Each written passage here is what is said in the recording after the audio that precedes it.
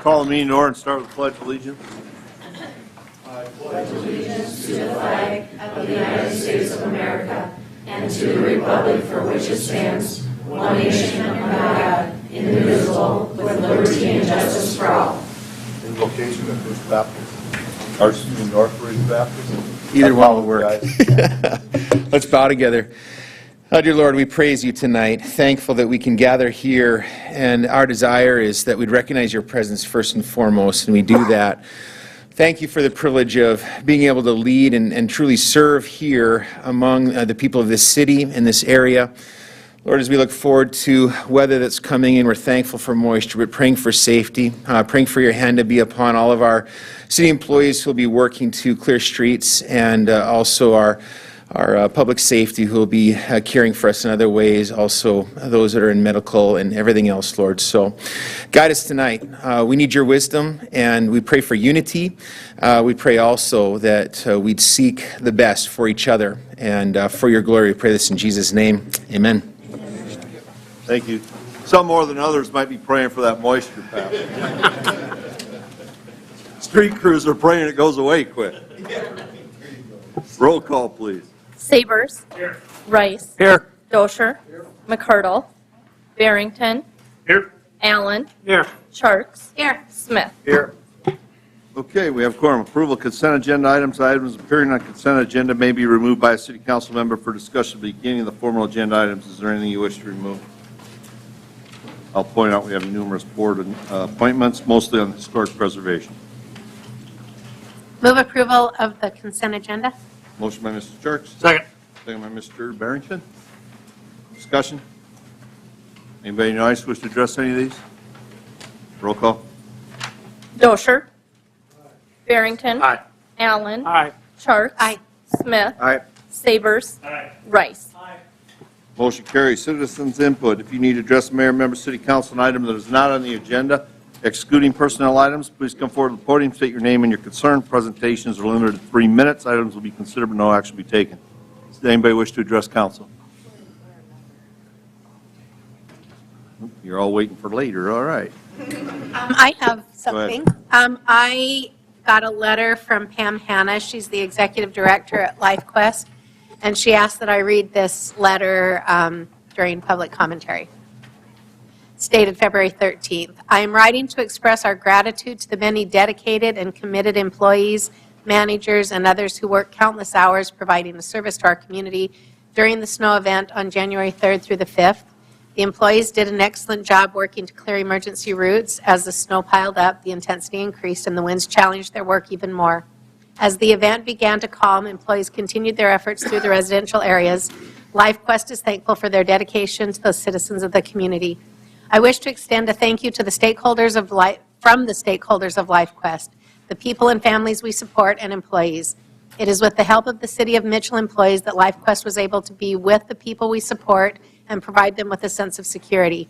Most of LifeQuest group homes sit on or near a snow emergency route. That is intentional. Through their efforts and partnership, LifeQuest employees were able to get to the homes and provide the support for people living there. Too often, we forget to acknowledge and thank those who walk beside us each day to provide comfort for others, to make their lives better, and LifeQuest appreciates and is thankful for the many ways the City of Mitchell employees support and partner with us. Sincerely, Pam Hanna, Executive Director of LifeQuest. And she asked that I give a second copy to anyone working in the street department in case there were people that didn't hear that. So I have 2 copies of that letter. I'll pass them. Or have Stephanie get them. So I wanted to share that. Okay, thank you. Thank you. Anybody else have any comments? It seems timely, right? Since we're Going bracing. to get to do it again. Okay. All right, hearing an action on the following alcohol license applications. Now, all of these are for the Shrine Club, so what I intend to do is wrap them all into one. I'll read the dates and what they're for, so we don't have to go through each one individually, if that's unless somebody in council objects to that. Okay. Hearing an action on following alcohol license applications on the application of the Corn Palace Shrine Club for a special event liquor license located in Masonic Hall for April 22nd, 2023 for a wedding, June 3rd, 2023 for a wedding, June 9th, 2023 for a wedding, June 17th, 2023 for a wedding, August 4th, 2023 for a Lakeview Golf event, September 23, 2023 for a wedding, October 7th, 2022 for a wedding, October 27th, 2023 for Sportsman's Classic, and December 3rd, 2023 for a New Year's Eve bash. Move to approve. Oh, yes. There is a wrong date on. It was a good party out there. You were? They're already married, John. Leave it alone. You got married again? So I read 2023, didn't I, or did I read? Did I? Okay. Okay. All right, so note that. Second? So who is the motion? Mr. I'll Rice? motion it. Motion by Mr. Allen, second by Mr. Rice, okay. Okay, further discussion? It's great to see they got a lot of business. A lot of weddings, yeah. Mr. Coster, you don't have any issues with any of these, do you? No, sir, we do not. Okay. Anybody in the audience wish to address this?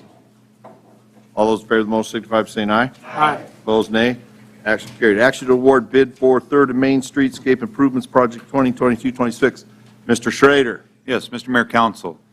Bids were open on February 8th in City Hall Council Chambers at 1:30. We received 3 bids from Schoenfelder Construction, First Rate Excavate, H&W Contracting, with the low bid being bid Schedule B by Schoenfelder Construction at $663,573.90. The bid tabulation is attached for reference. McLaury Engineering has recommended award, and their letter is also attached.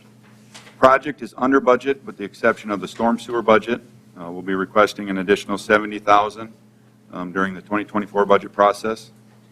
Contingencies for the remaining budget lines are 21% and 36%. We do recommend awarding bid Schedule B to Schoenfelder Construction for a total bid amount, as previously stated. Differences between bid Schedule A and bid Schedule B. Bid Schedule A was for a 2023 construction season with some stipulations around the rodeo parade and the pre-Sturgis party. And bid Schedule B is for completion in 2024 with the same stipulations around the rodeo parade and the pre-Sturgis party. Should be noted that we are planning to do the design for 2nd and 4th with your approval this year. That may affect the timeline of completing those intersections, possibly bumping them from 24 to 25. But we do recommend approval. This will probably come as no surprise to anyone, but I would like to move approval of Schedule A and keep the momentum going that we have.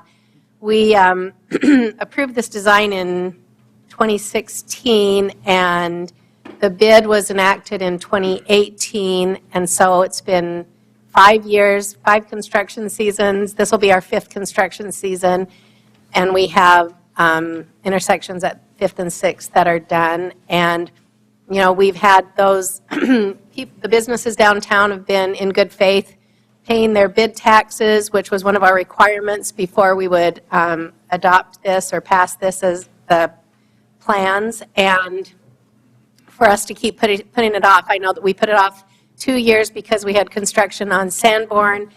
We put it off for another year because we wanted to give the community a rest from construction, road construction.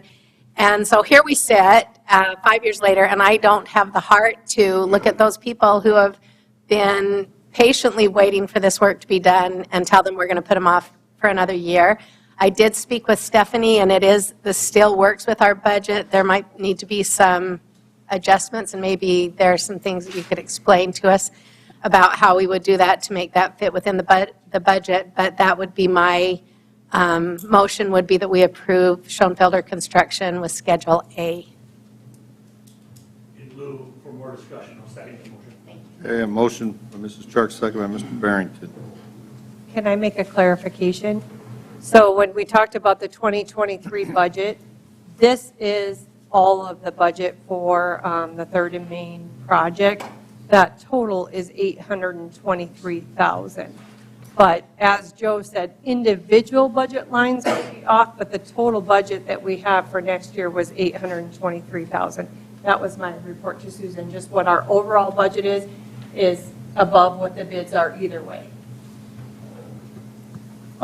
I would like to note, if you look at the bids, you can see between First Rate and H&W that the contract amount goes up a little bit from bid Schedule A to bid Schedule B. Schoenfelder Construction, I know, is not excited about completing this project in '23 because of their schedule, and that's why you see that their dollar amount for bid Schedule A is so much higher than bid Schedule B. So I'm sure they built in damages because I don't believe that they can get the project done on time. So are you recommending that we go with H&W contracting with Schedule A? Is that what What? you're saying? They're not the low bidder. I cannot say that. That's an attorney question. Technically, by state bid law, you have to go with the low bid. I'm just letting you know that there's a possibility that they could have liquidated damages built in for this, for it not to be completed. Ultimately, what would probably happen is construction wouldn't be finished and it would sit until they can get it done. And you'd just be paying for the liquidated damage. I think one good thing just for the general public to hear is that the way either Schedule A or Schedule B is designed is so those two major events that we have, the rodeo parade and what's the other one? The Pre-Sturgis Party. Pre-Sturgis Party, you know, it's working around those so that we have the street available for those two events. So it's safe to say if we take a look at the B schedule at 663, the biggest difference is the guarantee to get it in 2023 done compared to 2024, or a little bit of both. And buying us time to save money. I agree that's probably what they're doing, is they're hiding in penalties already because their workload has already been bid out for most of it. So if we would move forward that way, we're showing support to the streetscape. It's just that we're not saying it needs to be done necessarily this year, but we are supporting the fact that it's going to happen. It just might take another year longer. And saving $120,000 more. Yeah, Which- once the bid's awarded, I think what you're saying, Councilman, is that you're committed to the project. Correct. Because you've already awarded the bid, so we're committed to moving forward. It's not like council will come back and change during budget. Because, I mean, for $120,000 difference, you're getting the same type of work, the same type of finished product for $120,000 less for us to commit, but it's going to be another year. But at least we have that commitment from council, I guess is maybe a positive thing, Susan, for that. I have a hard time saying, let's get it done in 1 year earlier to spend another $120,000 of our budget amount. I mean, I know it's there, but it's still the fact that we got a lot of the stuff going on with another project right behind us here in a minute. That's over budgeted, so we're over the budget. So I don't know. I'm favoring the B plan and knowing that we don't have to be holding them hostage to get it done this year. I see that there are people from Mitchell Main Street here. Do you guys, I'll let them talk when it's time. That's for me to do, not you. So, I see them. So, I guess I'm curious, where it states that staff is recommending Schedule B. Is it for the discussion and points that Marty and you just brought out, or is there additional items that we would like to at least take into consideration? So maybe I direct this to Justin. The state bid law requires us to award the bid to the lowest responsive bidder. Yeah, I guess that would be in regards to Schedule A or Schedule B. And I do realize bid Schedule A and bid Schedule B would be the low for the same contractor. I don't know if that plays into it or not, Justin. So what you're saying is anytime you give an option for 23 or 24, no matter what, you have to take the lowest bid. I didn't know that. Yep. It's always up to council's discretion. Well, you've got to be comparing apples and apples, so you can't say that I like this B or better than this A. So, But you're saying, looking at all the bids up there, because Schedule B from Schoenfelder is the lowest of all A or B, we have to go with Schedule B from Schoenfelder. That's what Joe just said. Schoenfelder's low on either one. So no Right. matter what, When I thought, Joe, what you were saying, since Schedule B on Schoenfelder was the lowest of both schedules and the lowest bidder, you have to award Schedule B with Schoenfelder. no, The you only- could go Schedule A. Okay. Right. You have the But choice. Schoenfelder's still the low, so what's likely to happen Right. is he's not going to get it done anyway, and now you're going to have Main Street tore up over the next winter It's not You got me a little bit twisted there, too. Yeah. So, I and mean, paying more money. You can select either Schedule A or Schedule B, but you have to select the lowest from Schedule A Right. or the lowest from. So if first rate would have been the lowest on the A, then it would have threw Schoenfelder out. Correct. Unless On we A. go, unless we go with the B option. That's where they come low. But they're low on both, so Right. it all depends now if we want to spend more money or not.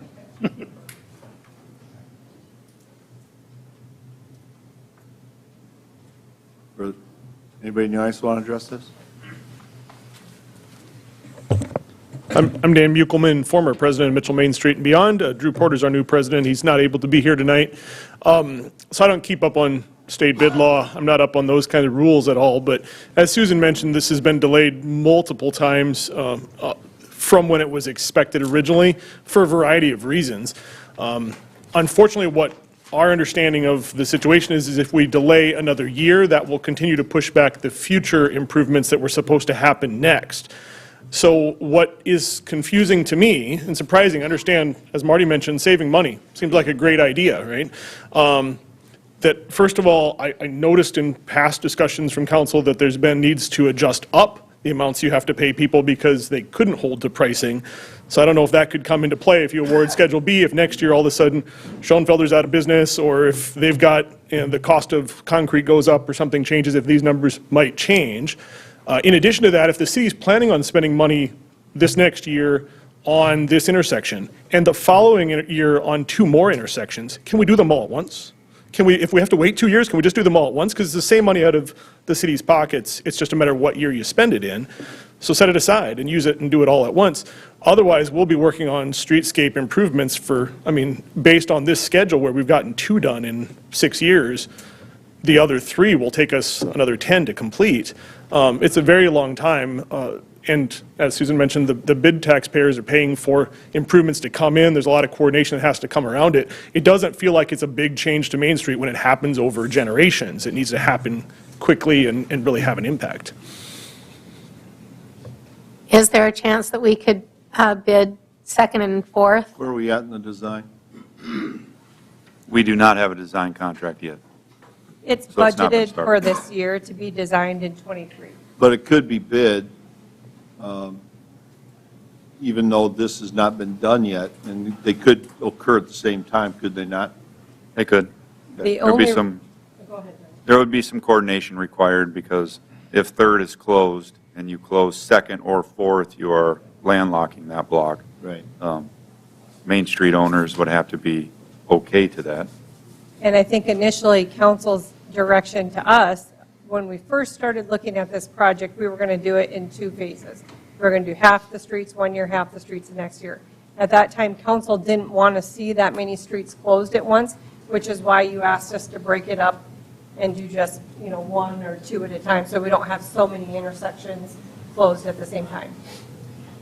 Did we have that kind of a coordination issue when we did Sanborn? I feel like we did have similar situations with I feel like 9th, 5th. I'm trying to think of all the streets that we had closed.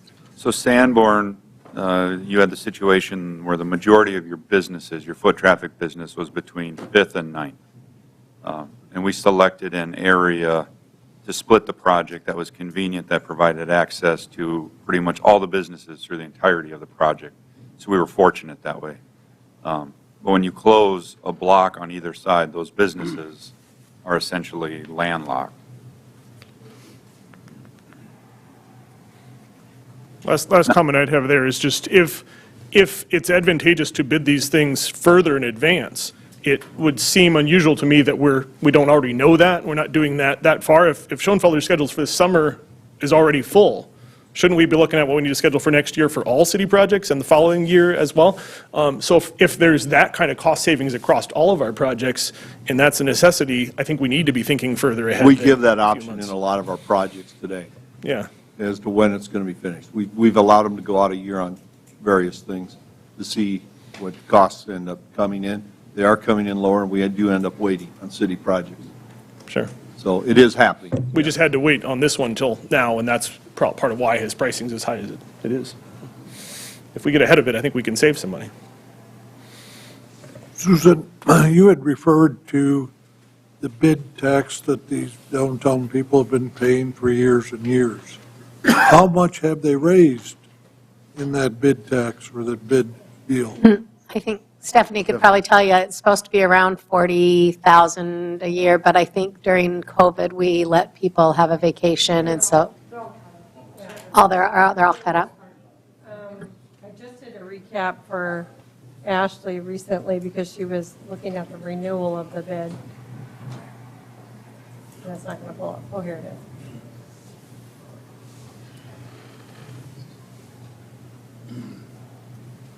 So Michelle here, on this, 87 plus, well, that wouldn't show all the receipts out of here either, though. As of December 31st, but that wouldn't show any of the payments made out of there either, so I'll have to run a different one. But that's just your. Anybody else want to address this while they're hunting that stuff down? I'll have to look it up here. I have what we were as of December 31st, but not the previous year. So we started the year January 1st with 87,000. They added 58,000 in 2022, and then they dispersed $40,000 in grants. Their current fund balance is $105,199, knowing that they are contributing features to the streetscape. Some of those features from 5th and Main haven't been paid yet. They'll be next year, right? And then we've got the 3rd and Main where they had the majority of the large expenses, those big planters that they agreed to pay for, and then the seat wall, which is $56,000. But they've given out grants every year for their facade improvements. I don't know if Ashley's here. She might have a better idea. Sorry. That's your board.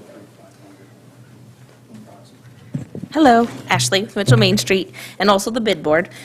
Yes, we've granted about $90,000 in grant funds to the about 14 grants that we've done in the last 2 years that I've kind of helped with that part. We'll actually have another round coming up here in a few days with our bid board. So it's definitely making positive momentum. Downtown is starting to get that.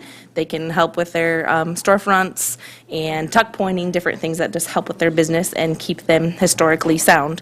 So we're just really asking, because they know that they're paying into this, that we keep this moving forward. We see 5th happening. We've had lots of positive feedback on there. So we would love to get the sculptures going and things further on our side, but it's kind of putting us at a stop as well. So we just really hope you'd consider, since we are under the original proposed budget, I know it's still a little bit more, if we could save some money, I understand that, but we would love to keep this moving forward for our community. Thank you. Okay, thank you. Anybody else? Okay. We have a motion to award Schedule A. I was just going to make a couple comments Go real ahead. quick, Mayor, if you don't mind. Go ahead. First of all, I guess we're looking at a family-owned business in Mitchell that have been around for years and very reputable, and I do not think we've got any risk at all, and that they will not be in business in '24. They're a very good business, so that's the first thing I want to say. And second of all, I guess I'm just reading between the lines, as Marty pointed out. They're already built in the fines that they're going to get for a '23 completion, so it's going to be done in '24 anyway. Correct. As far as I'm concerned. And you guys may disagree, and I respect that. But I think it's going to be completed in '24 regardless. So in my mind, I don't know why we would spend an extra $120,000, but go on record that we are going to be doing this as a '24 project, and we've hired a good Mitchell firm to complete it. I believe they're required to bond this project, aren't they, Joe? Correct. So if they were to fold, you would be able to pull their bond and the work would get done for that price. And if we, once we get their schedule for 2024, we could always bid the 2nd and 4th, accommodating that schedule and build those accommodations into that to attempt to get it done in 2024. And we could put the stipulation that you have from after the pre-Sturgis party until November 1, and you have to get it done in that time frame and see where the numbers come in at. Because those two are smaller projects than the third. The third is one of the big intersections. Second and fourth requires less. I would say the second and fourth would probably be 1.5 times the third and main. Joe, what about railroad? That would be, Is, part of the Stephanie. council's plan. I know Joe doesn't have that on the list. If we're worried about landlocking, if we go Right. railroad, we could do third and railroad. But that one's not designed. Got a year. Okay, further discussion? I have that information if you want it now. Bob, We're voting, right now you're on Schedule A for this motion, yes. I Go ahead, just wanted Jim. to be, Yep, I'll clarify repeat it that. once we get all this Okay. taken care of.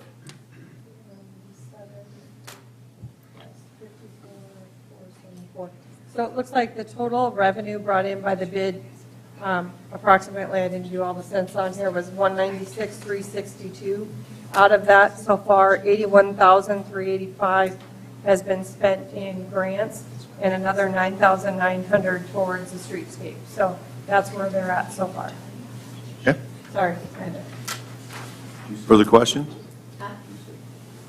Okay, the motion is to approve, or go with Schedule A for $783,111.15. We have a motion, Mrs. Chark, second by Mr. Barrington. Roll call this, please. Barrington, No.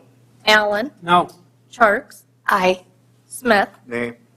Sabers, Nay. Rice, No. Dosher. Okay, 6-1, no. Nays carry. You want to make a motion to approve B? I would like to make a motion that we approve Schedule B with Schoenfelder Construction for the 2024 construction season. Okay. And I'll second you again, Susan. Who seconded that? We're going to get it done, you guys. We'll get it done, I promise. Okay, I heard Dan say it too, so, okay. So we have a motion by Mrs. Chark, second by Mr. Barrington, to go with Schedule B as recommended by Public Works for $663,573.90. You know, Further I'm- discussion. Yeah, I'm just going to go on. I hope everybody understands what our consideration is, what we're doing. I know the city council and I know the city supports the streetscape. We are going to further do that as long as we're up here sitting. I know that for myself, I can say that.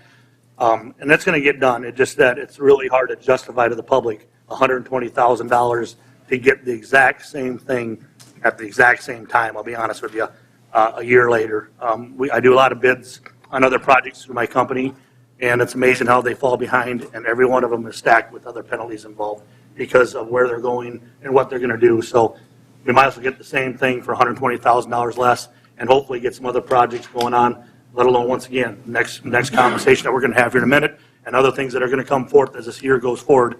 Trust me on this, there's all these bids going to be coming in, and they're all going to be coming in over. Because this ain't going away, this is the new norm.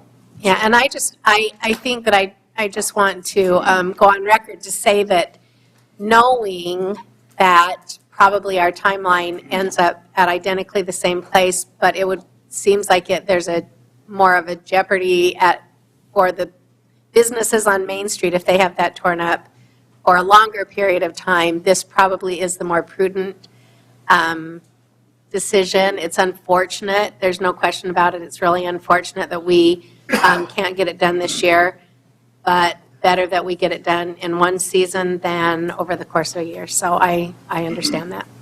Okay? Anybody in the audience wish to address it? Roll call, please. Charks, Aye. Smith, Aye. Sabers, Aye. Rice, Aye. Dosher, Barrington, Aye. Allen. Aye. Motion carries. Action to award bid for Cadwell Park's Crow's Nest and Shade Structure Project 2022-34. Mr. Schrader. Yes, Mr. Mayor, Council, bids were opened on February 1st in City Hall Council Chambers at 1:30. One bid was received by Rex Winkle Concrete for a lump sum fee of $560,000 for starting the project after August 2023. This project, again, was bid with two different schedules, one being completed in 2023 in July prior to the state amateur tournament in bid Schedule B starting after the state amateur tournament with completion of July of 2024. We did not receive a bid for bid Schedule A, only bid Schedule B. Mr. Gangslinger with Civarella Design, he's with us tonight, contacted Rex Winkle Concrete to discuss valued engineering options. None of those options were recommended, and the project is recommended to be awarded as bid. Our current project budget is $400,000, and those services are listed on the screen. Our total project cost is $592,700. The estimated construction costs in '23 are approximately $400,000, with the remainder of the work completed in 2024. And again, like I said, completion is July of '24. Staff is recommending awarding the bid to Rex Winkle Concrete for a lump sum amount of $560,000, contingent on available funding. And with that, I will answer any questions you may have.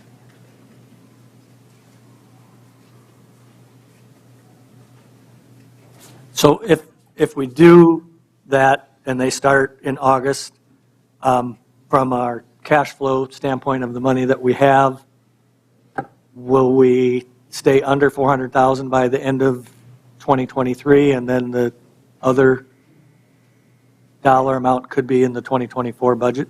So I know Joe asked Civarella to estimate what the costs were going to be for 2022, and they did. 2023? Sorry, I'm still working in 2 years. For 2023, and we were anticipating right at the $400,000, with the remainder being in 2024. What would our procedure be leeway-wise if we get to November, December, and we're over? Have to use contingency money, or? No, probably this is probably what I would look at doing already. We have to do a supplement already because we transferred cash From the last two- year. okay. We didn't do the budget authority. Okay. So I would probably put the full budget amount in this year's budget and just assume that we're going to use Park and Rec cash, that, you're not going to do the whole project in year one, so it would Right. carry forward to 2024, 2024, and we'd take Park and Rec cash and then handle that in the 2024 budget Right, as you for would what just then Park and carry it Rec's forward. balance would be? Yep. Mr. Smith did talk to me and said that they are going to continue to work Fundraise? to raise money to meet the 50% goal of this cost. So, and there is a letter on your Yeah. desk. Do you want to share that with them, Mr. Smith? Well, I know we've got representatives here, and I can read Tim Smith's letter if you'd like, or did you guys have other presentations you wanted to present? Just here for questions?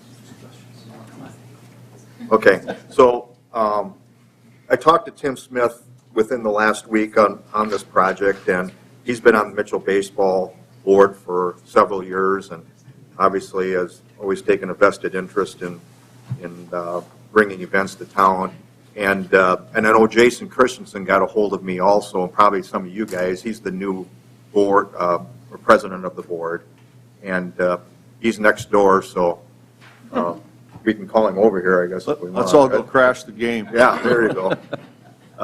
So anyway, I just thought maybe I would read the letter that was presented by Tim Smith, and then we can just kind of go from there. Okay. So I apologize for my absence at tonight's meeting. Both our newly elected Mitchell Baseball President Jason Christensen and I had good intentions in speaking to the Cadwell project and answering your questions, but as you likely hear, we are next door for a rescheduled DW basketball game. I would like to pass along a couple thoughts through this letter as you consider the project. First, I was somewhat shocked and disappointed when the bid was opened on February 1st. It amazes me that a project estimated at $325,000 a year and a half ago could rapidly increase to what it is now. Perhaps it should not come as a surprise, as the article in the Mitchell Republic last week related the state legislature dealing with 9 building projects which have exceeded planned budgets by more than 25%. My first response was to reject the bid and try again. However, I was assured by city planners that the result would only be higher bid amount in the future. Mitchell Baseball has 2 main objectives. We came to you in good faith with a pledge of $200,000 toward this project. About 110,000 of it has come from donations by individuals and organizations who want to see the project completed. At this time, I cannot in good faith tell you that we can match 50% of the total cost at this date. And that's obviously, they have to put that in writing. Verbally, they said they'll do everything in their power to try to get that accomplished. This would jeopardize the operation of our number one objective, which is to provide the best teaching and learning baseball experience for kids 13 through 19 years of age. I'm sure you realize that the cost of operations and coaches' equipment and travel have also increased dramatically. In addition to our tournaments, we hold several fundraisers such as the spring pancake feed and the summer Coke drive. We also had to slightly increase player fees. Our president is Jason Christensen, and the board has added DW baseball coach Charlie Dubanowski to both our board and the coaching staff, who along with Luke Norton will raise the level of experience for our players and direction of our parents and allow us to share some facilities and coaches with DW. Last year, we saw 6 Legion players sign to play baseball on the college teams. What I can assure you is the board and I will continue to attempt to raise money through contributions and hopefully to help of our profits over the coming years. The second objective is Mitchell Baseball is going to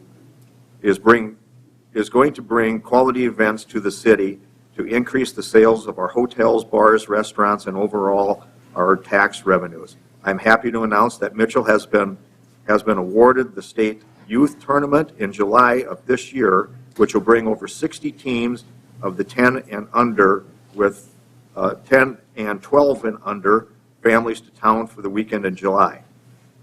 An agreement will have Mitchell hosting this event every other year. As you may have heard, Mitchell is awarded the 2024 State Amateur Baseball Tournament, which means we'll host that event in 23 and 24.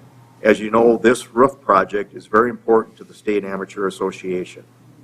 I am also pleased to announce that just a week ago, Mitchell was awarded the State Amateur Legion Baseball Tournament in 2024, which will be held in the third week of July. It is not our turn to host, but 2 other communities were passed by because of our facilities and volunteers. This will showcase Cadwell Complex to the entire state for 5 days and bring in 8 teams and hundreds of fans. I would like to close with 2 other points. First, Mitchell Baseball has partnered with a contributor with the city on projects totaling several hundreds of thousands of dollars over the years, ranging from new lights to dugouts, backstop, netting at Drake Field, turf, and many, many more. We are a nonprofit organization, and the improvement of facilities is the main priority for the future as well. In the same spirit of cooperation, Mitchell Baseball will be erecting a beautiful new $40,000 scoreboard at Drake Field this spring, which will come with 0 cost to the city of Mitchell. Please consider this as part of our contribution. Secondly, please, when considering this project, realize that the days of the press box at Cadwell Park are numbered. It is in bad state of repair and has been standing since 1975. We estimate that it will need to be replaced within the 2 to 3 years or perhaps sooner. With rising costs, it is reasonable to assume that the cost to the city will be in the area of $200,000. I thank you for your consideration of this worthwhile project, and I would especially like to thank the city employees who have given their time and expertise advice to the planning process. Sincerely, Tim Smith, member of Mitchell Baseball Association. Tim did tell me to share a bit of, when he dropped off the letter today, he asked me to share a bit of good news that he got right before he was bringing the letter in, that they just had another major donor commit another $10,000 to the project, so, for Mitchell Baseball. So he was happy about that. Gentlemen back there, do you want to add anything to this? Tim's kind of the expert on it, so I mean, I don't know really what else I would add other. All right. That's fair. I just want to give you your chance to speak. I don't want you to go home tonight and say, yeah, they wouldn't let me talk. Between yes or no. What's that? Could be the difference between yes or no. Oh, I think Tim laid it out really well in his letter. I'd like to have a couple things here. One in the press box. I know the project included it because they had to reinforce everything and it goes off the press box, but my opinion, maybe the press box would be the city's responsibility and not the baseball association. I did not know that was 200,000, but, you know, where do we stop, and what are we responsible? What are they, you know, all the organizations that raise money, it's amazing.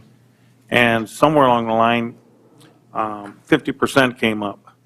Well, with rising costs, where does 50% start dropping? You know, when projects start coming in at $1 million, you cannot expect people to raise 500,000 down the road.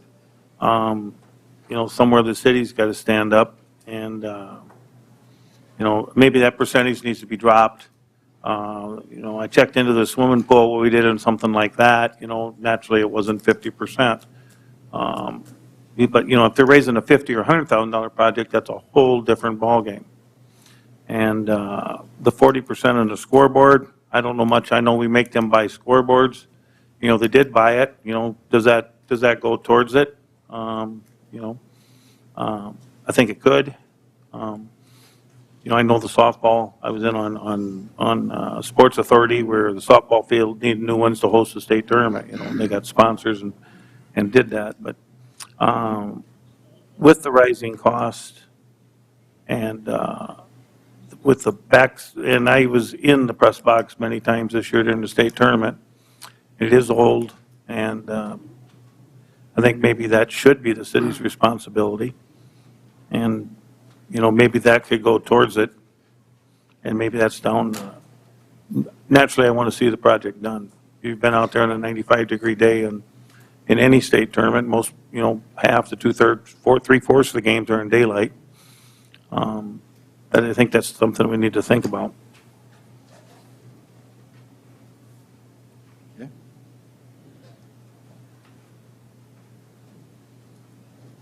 I think it will be good for staff to have clarification from council when you take action on this about, you know, when I said that we'd be applying park and rec cash, that was based on our previous conversations during the planning, that over time, baseball would raise more money to contribute to half. So if council wants the city to take over more than 50%, it would be good to have that on record too, so that I know what I'm doing with budget and finances. Is the 50% just is that on record, or is that just, I can't ever find anybody to know where it started, or if it's just a... It's not on record, but it's been a history that, Right. that we've tried to follow. When I was on the park board, when projects came in, that was one of the things. If they came with 50%, we say, hey, let's go to council and see if they'll match it. And Dan, I'm just talking about during the 2023 budget, the direction from council at that time was the city was paying for half of the cost at $400,000. The other half was coming from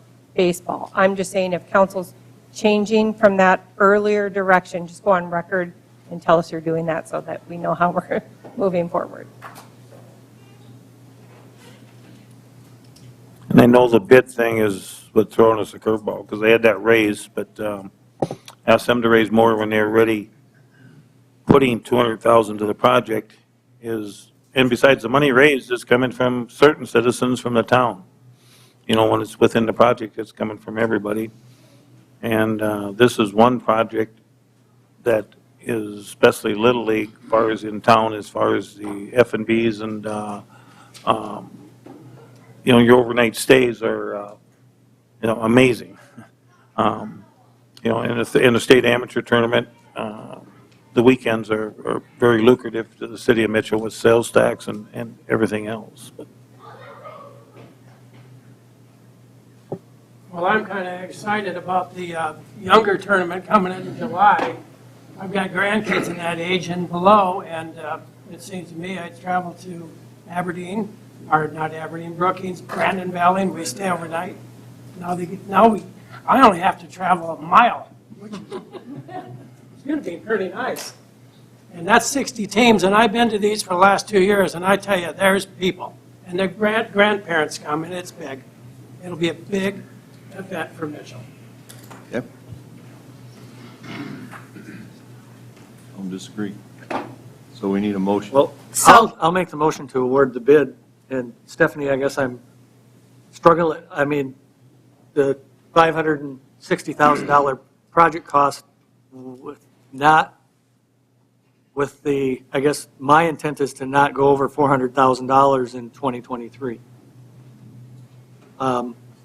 The makeup of the difference and the timing of the difference to me is a 2024 budget discussion, and I guess. If we're confident we can stay within the 400,000, then we're okay with that. Okay, and that would be my motion and the intent I will of how second that the money motion. is spent. Okay, we have a motion by Mr. Rice, second by Mr. Smith. One payout for a month and scoop that through. So 7% retainage that we could hold. That's right. I think with retainage, we should stay under the 400,000. I think they said that they were going to bill like 415, and we'll hold 10% retainage. And even with Oh, the I see. professional services, we Okay. should still be under. So we should be okay then with what you have in the current 2023 budget.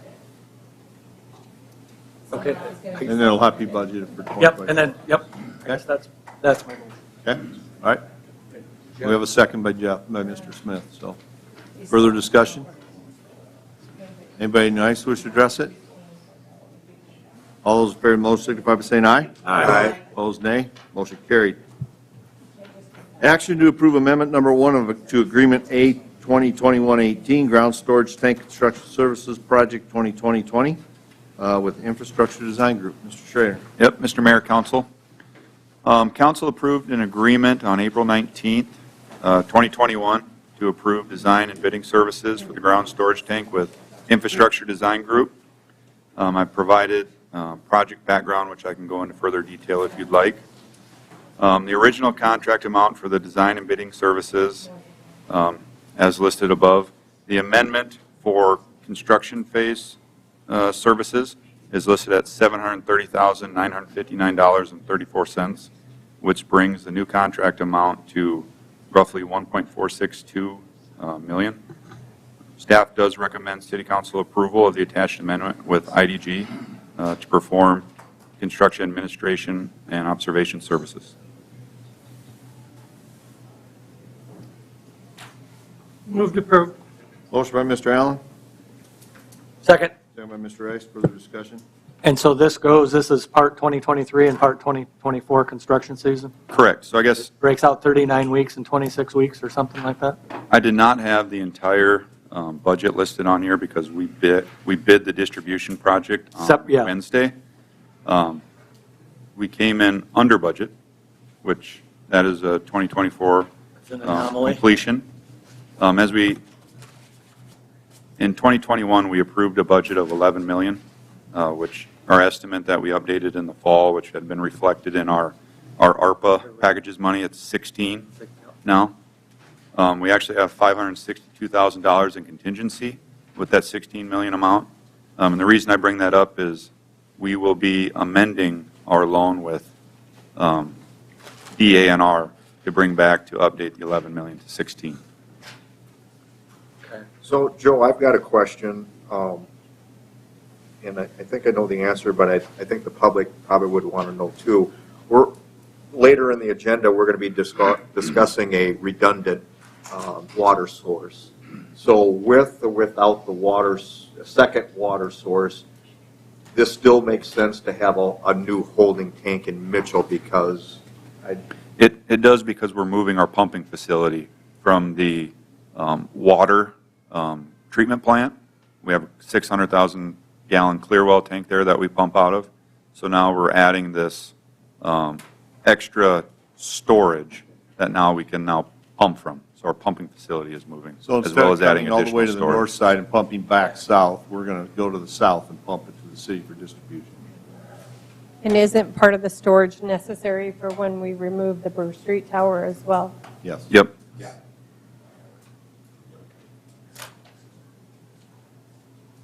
Does that answer your and allow us growth in more areas. Correct.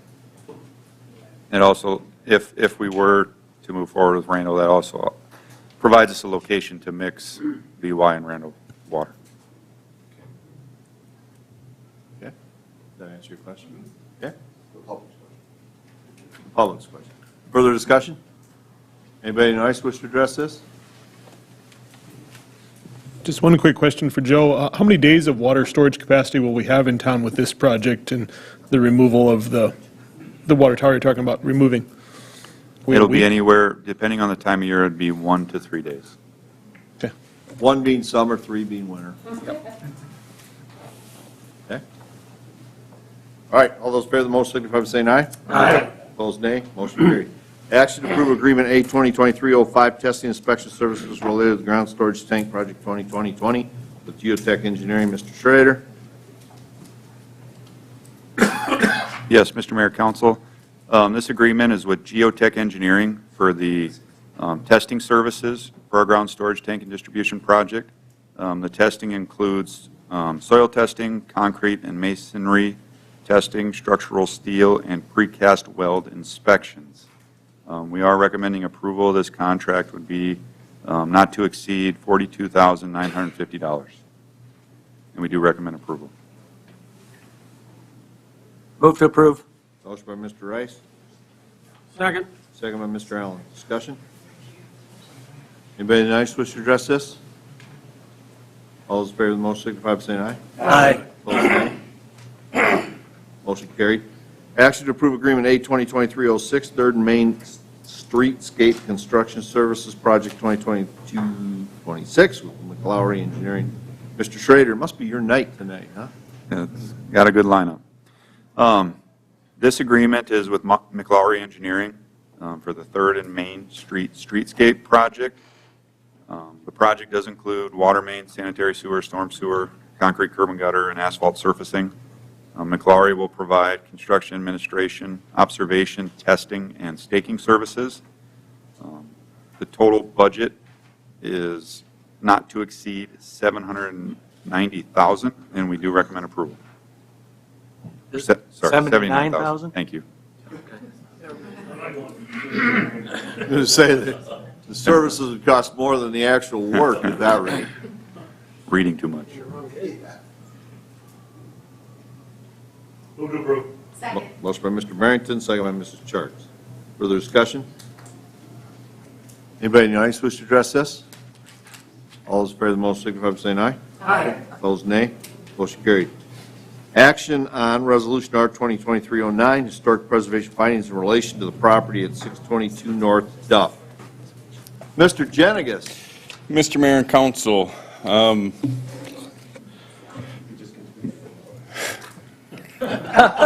it'll come off one day and you won't recognize me again.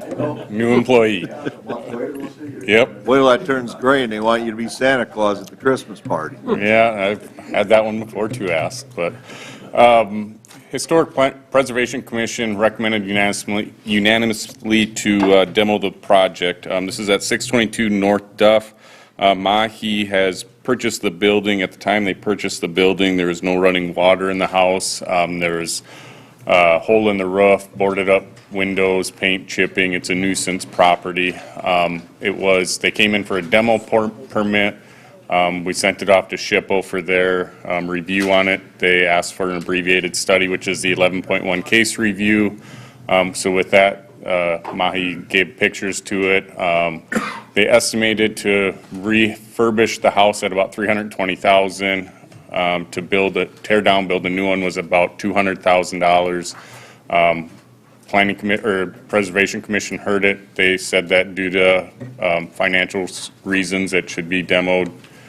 So we sent that back to SHPO. They still say that it will encroach upon, damage, destroy historic property listed in the National Register of Historic Places. However, it appears there are no feasible and prudent alternatives to the proposal, and that the proposal includes all possible planning to minimize the historic resources. So they're saying that it will encroach, but yet they agree it probably could be torn down because that's the last feasible option for it. It's going to be workforce housing. It's zero entry, so it actually opens it up to not just to all age groups or disabilities for that house with having no stairs in that. It's going to look like some of the houses from back in the day when it was built for workforce housing. So that's what this house would be used for as well. I can answer any questions that you have for me, or applicants here too if you have any questions for them.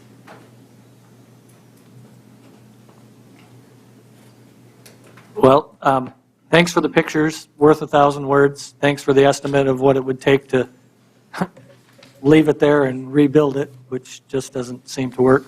I guess my question is, what's the proper motion to not accept the SHPO's recommendation, or that we Your move to motion- tear down, or Your whatever? motion would be to approve the resolution, which is to tear down the building. Okay, my You motion is have to the final approve the say. resolution then. Motion by Mr. Rice, second by Mr. Sabers. Further discussion? Anybody in the audience wish to address this? Okay, all those in favor of the motion, signify by saying aye. Aye. Opposed, nay. Motion carried. Where is this located compared to the house that was recently built by Mahi? No, this one's right over here. No, this is at, Okay, so it's not no, close. not The close, other so one's it's- on Duff. You know where the city parking lot is across Sorry, it's my husband on these. from, any better? I know. I think they're going This to let is him come. Across from the ones behind. Oh, Yeah, sure. Duff and 7th. So it's actually a very high-traveled area, so Got it. fixing an eyesore would be a good thing right there. Good. It's where the tree fell on, it, sat on it for a long time. If you Got remember it. that. Yes. Okay? First reading on ordinance 02023-01, rezoning lots 3 and 4, Square 8, Weaver Squares addition from R3 medium density residential district to highway business district. Mr. Jenigas, are you speaking to this? I don't remember. I Are think you- they did. I'm just trying to remember if we voted on the last one. I know we had the motion. Yeah, I said, Yeah, yeah. yeah, there was a question Yeah. asked after the vote. Yeah, I did. Sorry, I asked out of order. Yeah. Yeah. We got squirreled on that one. Throw your red flag if you want to Sorry. check. That's my bad. We take away a timeout if you're wrong. All right. So, Planning Commission recommended approval of this 6-0 with one absent. The applicant came in requesting to put a shed up on this property. There's no dwelling unit on it, so in the zoning R3 that it is, you cannot have a accessory building with no dwelling unit on it. He'd like to put up a shed, a 40 by 60 shed on it that will look similar to his existing, which is across at 301. It's highway business behind it, so it's contiguous. It's not spot zoning with it. There were 4 letters that were returned, all in favor of it. There were no concerns from Planning Commission with it. There would be no drainage plan that would be required from this because it's under 1 acre of developable for the building permit. If it gets approved, it gets rezoned highway business. It would have to come back in front of Planning Commission for them to approve the building permit portion of it, and at that, with the building permit, that's where it gets addressed. He said that he would put gutters and drain everything to the east already to the road with all the new drainage project that was done over there, so. Move to place on first reading. Motion by Mr. Allen, second by Mr. Rice. Further discussion? Anybody in the audience wish to address this one? All those in favor of the motion signify by saying aye. Aye. Opposed, nay. Motion carried. Authorization to proceed with Randall Water System as a secondary source. Water for the city of Mitchell. Mr. Schrader. Actually, Joe asked if I would just start with the introduction on this one. At the January 30th City Council work session, council discussed different alternatives for a secondary source of water. At that time, the general discussion was moving forward with Randall. However, we are asking for council to take action to give us direction that we continue that way. This would authorize staff to go ahead and finalize negotiations with Randall. We would bring back any final contracts or documents back to council for final approval. I do know at the last council meeting, there was a question on what municipalities have 2 sources. In my research, Huron has 2, being Mid-Dakota Rural Water and their wells. Yankton has 2 sources. They have 2 of their own water treatment plants. Watertown has 2 sources. They have 2 of their own water treatment plants. Pierre has 1. They just completed a new water treatment plant, and they plan to phase out their wells. Brookings Municipal Utilities, they have two, being two of their own water treatment facilities. Vermillion has one. Madison has two, being Big Sioux Community Rural Water and their wells. I called Harrisburg. They actually have a connection to Lewis and Clark, potentially looking for a second source with wells. Rural Water Systems, I made a few quick phone calls. Kingbrook Rural Water has a few interconnections that they could potentially feed water back and forth between others. Minnehaha is, they make their own water as well as they receive water from Lewis and Clark. That's the information I found readily available. I guess with that, we'll open it up to any questions. I'm going to ask a question that probably should have been asked a long time ago, but why have we not looked at wells for our secondary source? Do we not have any aquifers that are adequate for that? Yes. We don't have aquifers that are adequate for wells. Wells were looked at as a possibility years ago, prior to me, and it wasn't feasible. Some of the water users, big water users out in the county have looked at possibilities of wells, and they were not able to find enough water to use. So when council authorized previously a secondary source study, that was one of the items they looked into, is whether we could use wells. We looked at reusing the Lake Mitchell water. We looked at the river, and then a secondary source and the BY expansion, but they found the wells just weren't. And There's also a water quality issue with the wells, too. I assumed that, but I don't think I'd ever. Brookings says they're on the Big Sioux Aquifer, which is a really big aquifer that helps them, as well as several other communities over in that area. So.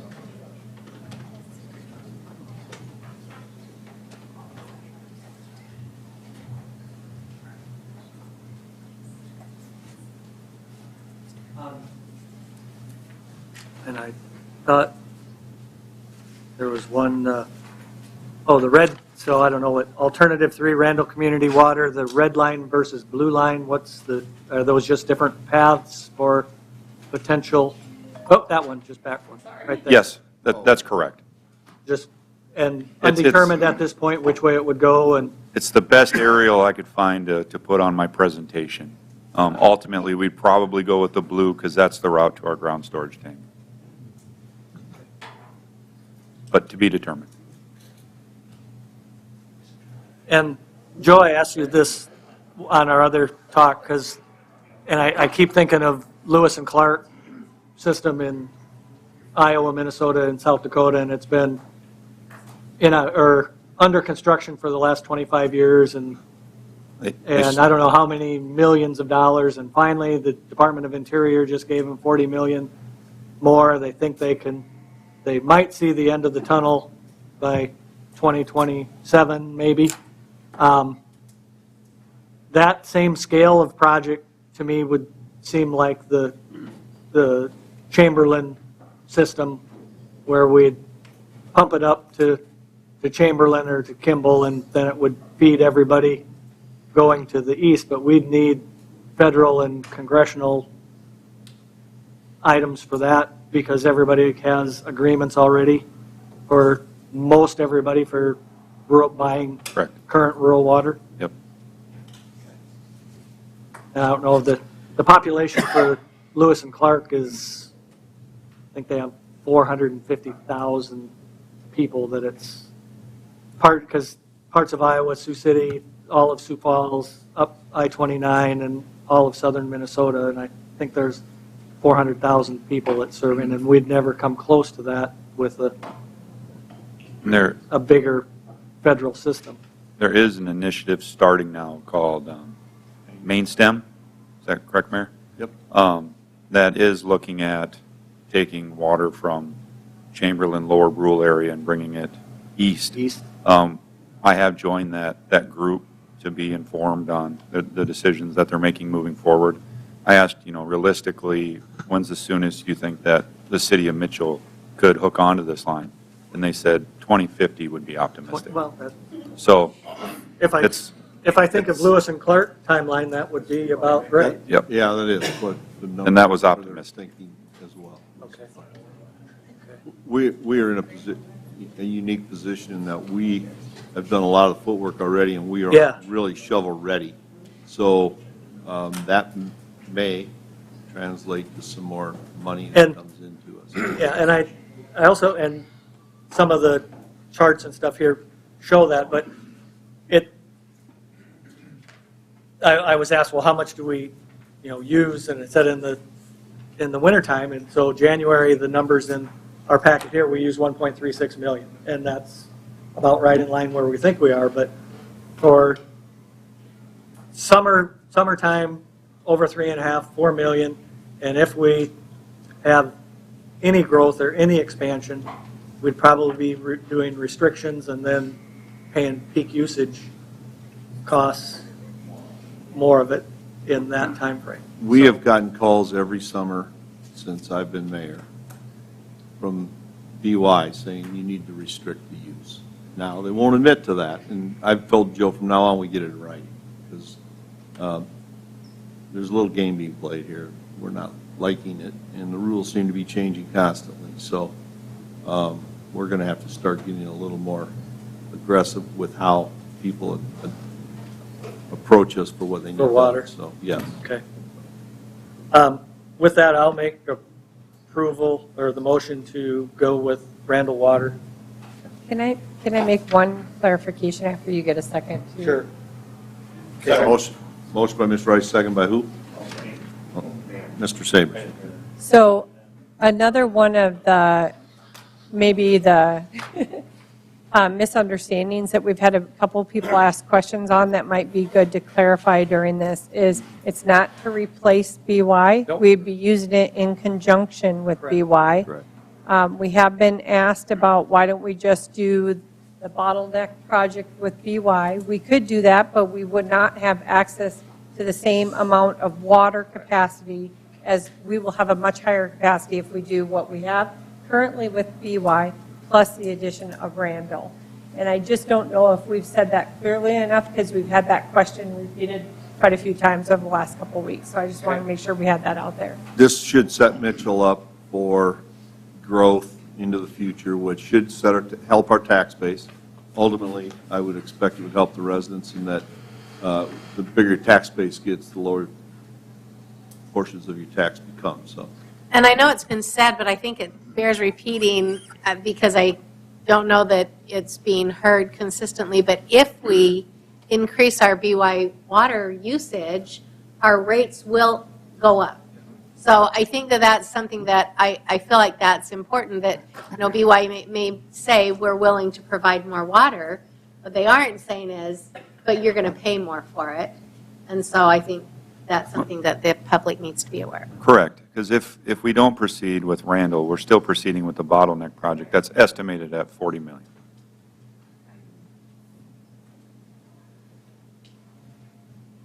Okay. Further discussion? Anybody in the audience wish to address this?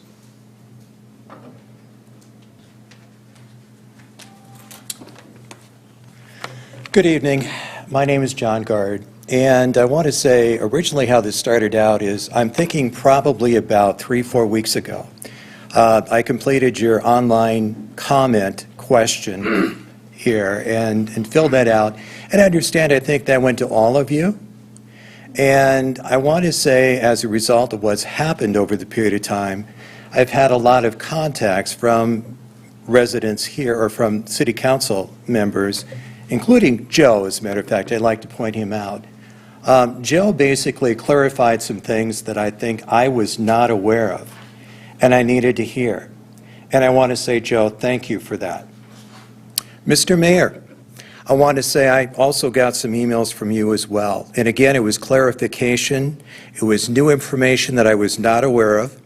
And I want to say thank you for that as well. So that could help.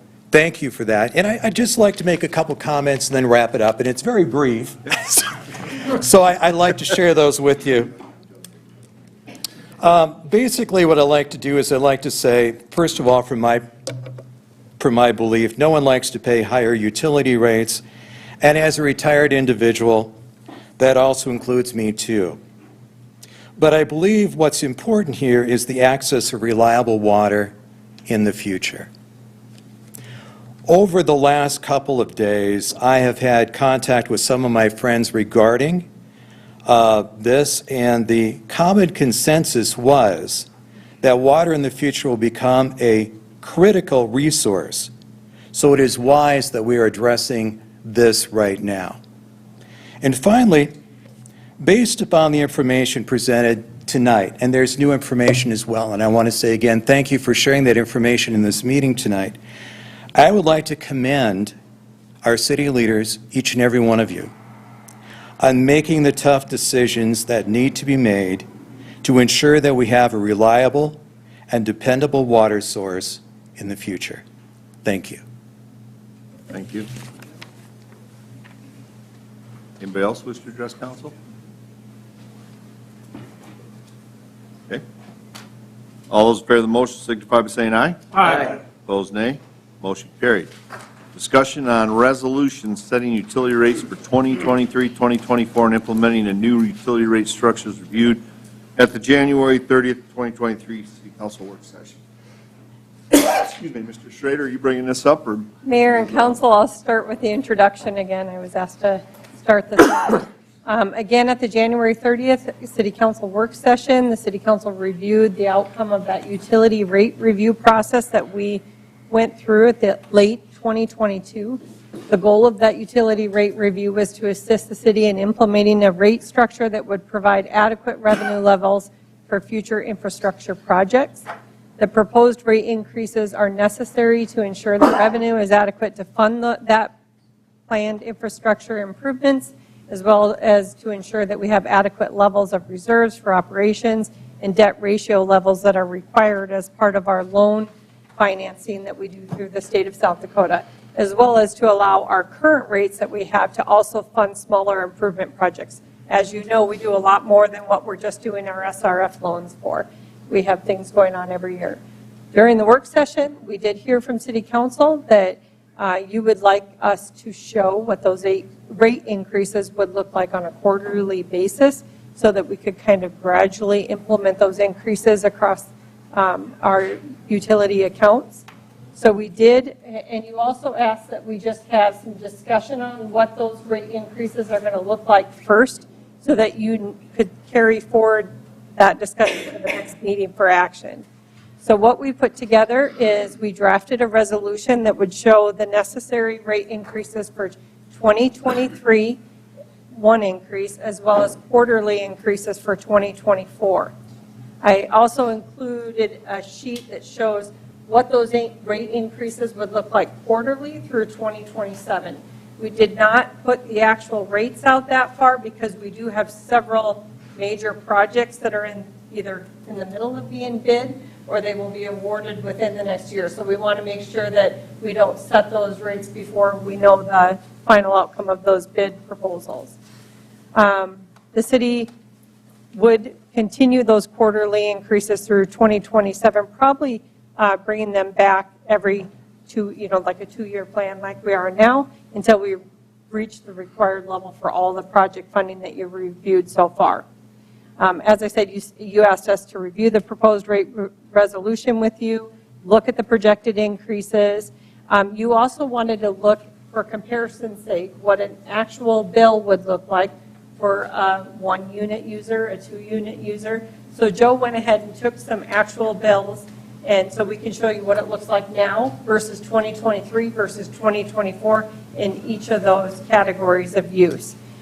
Last meeting, we were talking about a 5,000-gallon user, but we all know that isn't all of our users on our accounts. Following the discussion at today's meeting, then we would anticipate putting this resolution for action on the next council meeting, which is the first meeting in March. Would you like us to walk through what we have for attachments there, or do you want to start with questions? I could maybe overview what the rate resolution looks like first to start. Okay. I did just put some clarifications at the beginning of this that we are doing some major projects over the next 5 to 10 years. This would be our rates effective June 1st, 2023. You'll see that has the increase plus the new structure. And then here's our sewer rates. Again, here's our current, and here's the increase effective June 1st, 2023. And then we went forward and showed, I guess I should say this just for the general public's sake, you'll see these SRF surcharges listed below each of those rates. That is not additional fees that we charge people. That's money that we segregate out of the revenue that we collect to pay off those debt service. So we'll have additional items added below there as we add projects, but it does not increase the rates that are shown in the above table. And then this would show you your water rates with a quarterly increase through October 1st, 2024. So we basically took what they showed we had to be at for 2024 and divided it by 4 and just did it over the 4 different times of the year, as well as the sewer rates, and again, more of those surcharges. In addition to that, we also showed what it will, oh, this is really small. So, Stephanie? Yep. When they talk about 1 unit, that's 1,000 gallons? 750 gallons. 750 gallons, okay. Yes, and we can go. And we through talked, because what we usually talk about is a 5,000 gallon user. So I think that we need that frame of reference. 7 units, okay. Thank you. That average through the year? Or just? No, that was, I think we just picked that number as a typical user, right? It's not necessarily average. You'll see Joe's. The 5,000 gallons actually comes from, there's an annual report that is done by a company, and we look at that report to compare to other users. That's just a standard measuring point that they use to put everybody on the same comparing apples to apples. Yep. Joe did put this together, and Joe, I can let you talk through that too, but this really shows how many customers we have in each of those rate or usage levels for, this is water, I believe, right? Yep. So you can see, we have most of ours, like we said, we were looking at 7 units. Well, as you can see, I can't see straight up. Most of them are a lot less than 7 units there, if you look at that graph. And I fall on 4 units. Times 4. A lot of people fall into the 4. I just got mine today, and it was 3 units. You got to raise yours. I thought it was a little high. Of course you would. And then, just to point out what this item was, if we took what we showed in the January 30th work session and we did quarterly increases through October 1st of 2027, this is just to show you what those quarterly increases would look like throughout that whole time frame.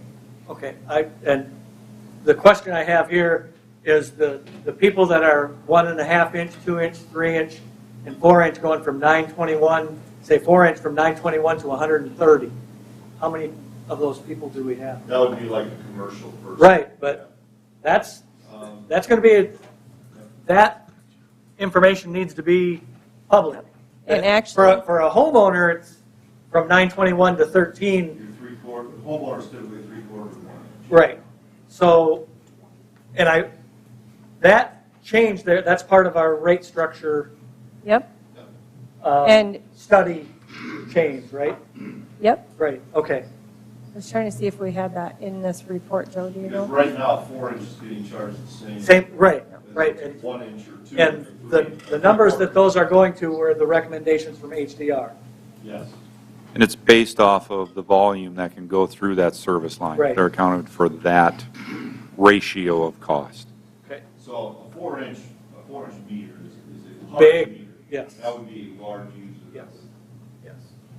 The vast majority of our counts are 1 inch or less. 1 inch or less, okay. Yeah, I was thinking maybe we had it on that report, but I didn't see it in there, so. And Joe, I think I asked you this before, most of Main Street from 7th or to the depot is 1 inch. Correct, yep. So they're not going to get. There may be some of the apartments that are a little bit larger. Yep. Hold on, I can't see that far away. You want to look at this one? Yep. So this is just another look at where the 2023 rates will be compared to where our rates are now. The line with the circles is where we're at now, and the bar graph is where they would be. And then that other line, the light blue line, is the customers per that unit of usage on average. Yeah, so they're, three and a half or four Yep. units is where the majority of people are. And this is the same thing for sewer. And like I said, we do have the actual bills. If you want us to go through those, we could also just put those out on the website so you could see, people could go through them and see what they would look like for their. That wasn't in our packet, I don't. Nope, that we did not have finalized, so I Okay. just have that Okay. now. That was a question, I think. Okay, good, thank you. Yeah. I guess just for an example, we're going to go on the 0 unit user. This, you'll see on the left, that's our, yeah. Well, that could happen. Sure, If it sure. were single. We'll start with 1. Yep. That may use 1 or 1.5, and then, the next month they may show up and they click 0. Yep. So here you'll see with 1 unit used, which is the 750 gallons. Justin, you need this way. Mouse So, again to make it while- work right. While Stephanie's looking, Sean Korn is actually watching online and just sent me an email. He said we have 20 customers with an 1.5 inch and greater, and we have 500 with 1 inch meters, and the rest are smaller. The rest are small. Yep. So only 20 customers with an 1.5 inch or greater. Okay. So again, now this is our current rates at 1 unit, 750 gallons. You can see that bill is actually 5503. If we look at the 2023 increase for 1 unit, they would go up to 6681. And then for 2024, and this is at the end of 2024, they'd be at 7436. And that's water and sewer both factored in at the same units, right? Assuming our recycling and garbage. Yeah, assuming recycling and garbage don't change and that the customer gets recycling and garbage too. Yeah.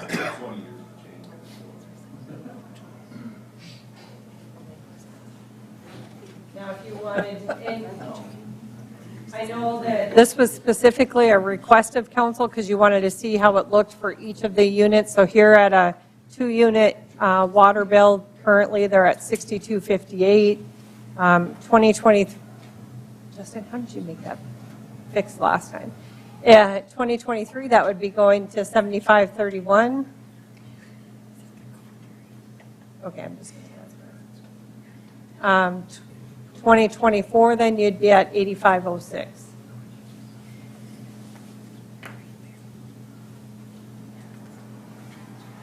There's a 3-unit user from 7013 That's what I just paid.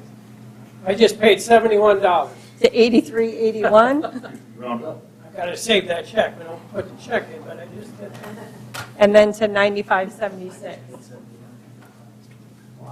Is there any specific ones that you would like to look at, or would you rather just have this out there for the public to view? Yeah, I think that'd be great. Okay. Yep. Because they're going to pay attention to how many units they use. Yeah, probably. Which isn't a bad thing. And the, It's not, and if they could serve, it's a benefit to and the them rate, and us. the HDR rate structure change of the less than 1, 1.5, 2. I've never looked at my units before. Haven't you? Oh, never. I paid a bill. How I look. I have some dear friends who live in California, a couple of them, that are watching. I mean, they conserve so carefully because California has such a shortage of water. And when they were telling me about the processes that they go through, how they capture all the water that when they shower, they catch it in a bucket, and that's what they water their flowers with. I'm like, I need to pay more attention. So this is probably a really good lesson for all of us to find a way to be more accountable for what we're doing and how we're using our water. Stephanie, did you have, I thought in there, the comparison to other cities too? Yep, actually, the comparison to the other municipalities would be the last page of this report. Oh, it was in the HDR? Yep, it's in the HDR report. So there you can see the comparison for water, and wastewater was after that. 6.7 units, that was, okay. Which is your probably your 5,000 gallons. Yeah.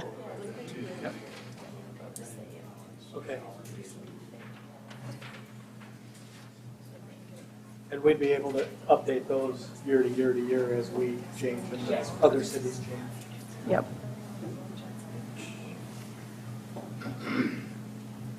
Because that might be something that we show and compare every year. Yeah, halfway through anytime the you year. guys have done rate increases, we've shown those comparisons to the other first-class municipalities, just to give you an idea of where we sit in comparison to others.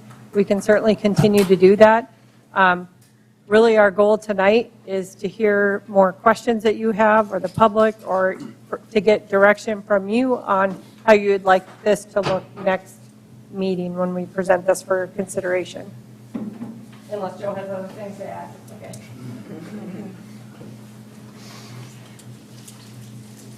While you're looking, is there anybody in the audience that wants to address this? Dan Buchelman, I like a long shower. I don't, I don't mind the rate increase necessarily, but I'm wondering, years ago when we did the improvement project to take away the need for water meter readers and the antennas and that kind of thing to read those remotely, at that time, the plan was that we would have technology in place in the near future that would alert us if you had unusual usage of water in your home. So if you had an ongoing stream of water that was unusual over a long period of time, you'd be alerted. I work with a lot of landlords because of my involvement in the insurance business, and landlords are concerned about this. I know it's been brought before by Dennis Kamick to the group that certainly the technology is out there. Most rural water systems already have this in place where you will get at least an email, possibly a text message if your usage is unusual. When you own rental property, you have to worry about a tenant simply turning the water on and leaving and just letting it run. Can cause huge amounts of damage. Certainly from the insurance side of things, I like to prevent damage wherever possible. So the technology is widely out there and not that expensive. A few years ago when Dennis... I would disagree with that. It's Well, very I was going to get there. A few years ago when Dennis Kamick brought this to the city, I got an email about that as a landlord asking if I'd be interested. And I think the proposal was something like, do you want to pay an extra $40,000 to sign up for the service and then another $1,000 a month? It didn't make any sense because certainly if small rural water systems are doing this, it can be done at an affordable cost. I think it's either our technology package or the approach we were taking wasn't... What rural water systems do you know that have this? I know in the hills it's quite common. I have lots of customers that comment on that. I have customers around the country here. I could find out for sure which systems and bring you some data, but yeah, certainly lots In of the people. hills, a lot of them are wells. I know that because I have a place out there, and most of the places around me are wells. But they're being contacted by So, services. Dan, I can say we did send a survey out to the other first-class municipalities to see what most of them were doing. By far, the biggest response I got back is that they're having someone who's running a daily report that shows where those large users are, and then, so you have someone manually going through the data to find where those overages are, or the anomalies in use, and they're reaching out to those people directly. That's true, and in the past, when Michelle DeVries worked for the city, she actually contacted me one time. She said, I think you have a running, I'm sorry, she worked in the finance office, Right. but she contacted me at one point and said, I think you have a toilet running or something because your water usage is unusual. She knew who I was, and she did a nice job of reaching out for that. But certainly if a person can do it, if a person can run a report every day, look at the data, there's tools out there that will do that for you automated, that exist in a relatively low subscription basis, can send out an email and just go, here's the data for day to day, how much different is this, and then generate a report and send out an individualized email. So I think I would like to see some of the investment that's being put into dollars and infrastructure into prevention of damage, prevention of usage, and informing the public about what our usage is. I think it's something we need to look at again. So. In my research, what I've seen, back to the rural water question, is that they have such a small base of customers that, yeah, they look through it every day manually, and then they send out the email to notify them, which we do the same thing, we just do it at a much larger scale. And like they said, when we did previously look at software to do this, it was very expensive, and at that time, the people that were interested were no longer interested. But we can definitely look at that again and reprice some systems and see if there's anything different out there since we've last looked. And I can definitely do that. You might want to contact Hanson Rural Water. My cousins have a farm, and it was an abandoned farm. They had a water main break, and I believe they said that had gone through like 20 or 30,000 gallons of water, and they got contacted by Hanson rural water and told them that there was a problem. So it might be out there. I just have a couple comments because I'm a single water user, and I've had the bills go up at least double, if not close to triple. And I just am wondering. Mary, would you say your name? 'Cause Oh, people I'm watch. sorry, Mary Freeman. Thank you. And I've seen in the paper not too long ago that there was over $29,000 in water delinquent bills. And I'm wondering if that is a problem, or if we raise the rates, that figure is just going to be going up. I can respond. It may go up, but it's less than 1%. It was less than 0.5% of total billings. And it's been consistent. So it's consistently $30,000? It fluctuates. And so what do we do to try to collect them, to hold the rest of the water rates down? Everything is at a collection agency that is not collected. Even though they're wrote off, they are still at the collection agency. Okay, So they're continually trying to be collected. And if someone comes in to try to sign up for water at another address, we will collect that bad debt before they can sign up. Okay. Michelle, maybe, and another way to say that too is when you write them off, it's just for accounting purposes. It's not that we're not trying to still seek the revenue or that money back from the customer. It's just that we're taking it off our books. Yep, and I think it should be noted, we did pull that report today. And 2022 was 26,000, 2017 was 29,000, 2016 was 24,000, all the way back to 2009 was 30,000, 2008 was 33,000. So I guess 26 is not an extreme compared to past years. So is that a yearly figure, the $29,000? Correct. And so how much is it actually collected of that? How much is recouped? It's around, I believe, 35% a year we're collecting. Okay, so we're losing like On about outstanding, on bad debt. about $20,000 a year that we're losing in delinquent accounts. Yep. Okay. Mary, that's no different than when I ran a business. I had bad debts I couldn't collect, and I had it. And I had between a quarter, some years it was a quarter, some years it was 0.5%, some years there was none. But running a business, it's going to happen. It's there, Mary. There's nothing you can do.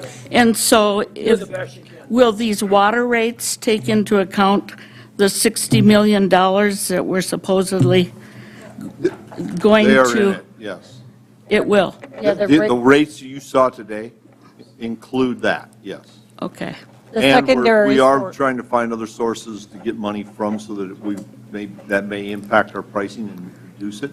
So we're So- constantly having discussions with the state and entities that could help us find money that would be grant money and whatnot to fund. And if I can ask two more things.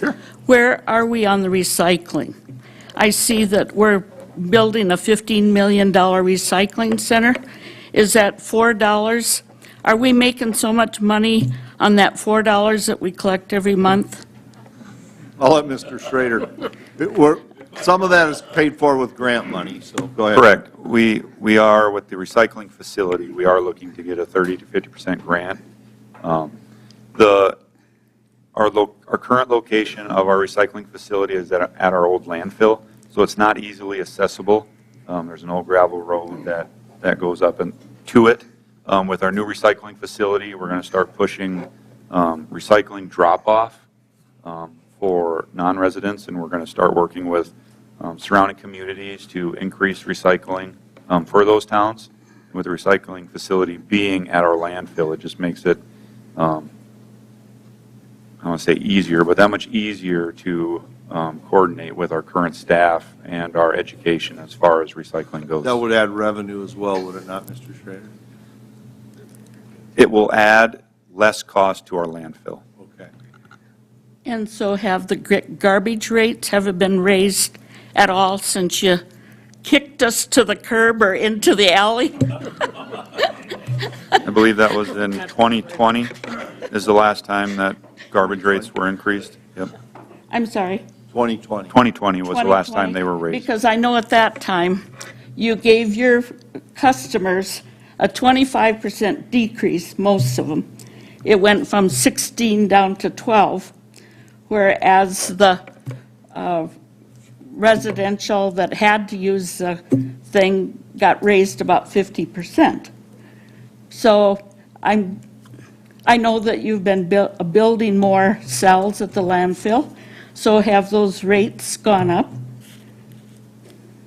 I believe those rates were accounted for those projects.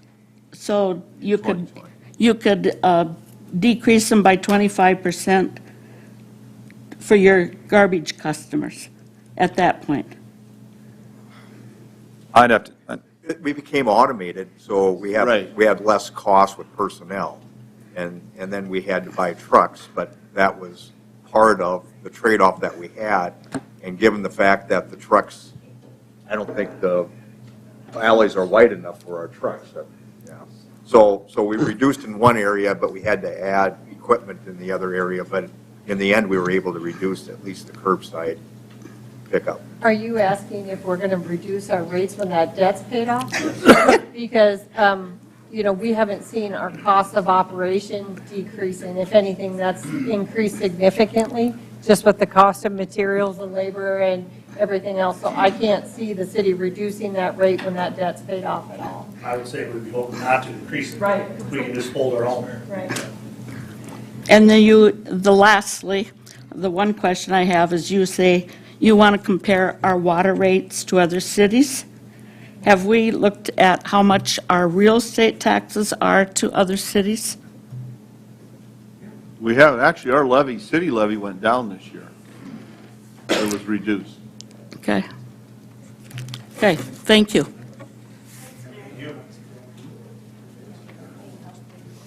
Anybody else? Council have anything else on this discussion? What meeting are we coming back at? The March 6th. March 6th. The first meeting in March. So I guess I would like to hear from council what all you would like to see included on that presentation or that information that we get ready. That, yes, we're moving forward with March 6th in general. Okay. Anything else? We're adjourned.